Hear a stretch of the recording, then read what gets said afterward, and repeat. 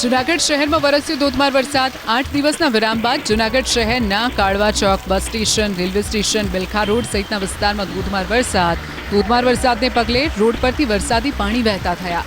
કેટલાક નીચાણવાળા વિસ્તારોમાં પણ વરસાદી પાણી ભરાવાના શરૂ થયા। જૂનાગઢ શહેરની સાથે આસપાસના વડાલ, ચોકી, ડુંગરપુર સહિતના ગ્રામ્ય વિસ્તારોમાં પણ ધોધમાર વરસાદ વરસ્યો। ધોધમાર વરસાદથી મગફળી, કપાસ સહિતના પાકને જીવતદાન મળતા ખેડૂતોની ચિંતા ઘટી।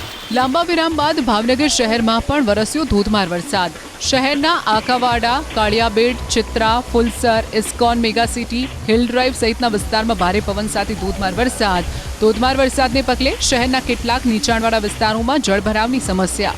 તો લાંબા વિરામ બાદ શહેરમાં સાર્વત્રિક વરસાદ થતાં શહેરીજનોને અસહ્ય બફારામાંથી મળી રાહત।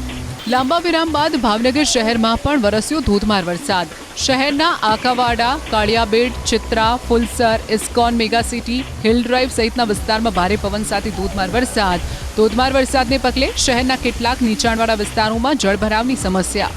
તો લાંબા વિરામ બાદ શહેરમાં સાર્વત્રિક વરસાદ થતાં શહેરીજનોને અસહ્ય બફારામાંથી મળી રાહત।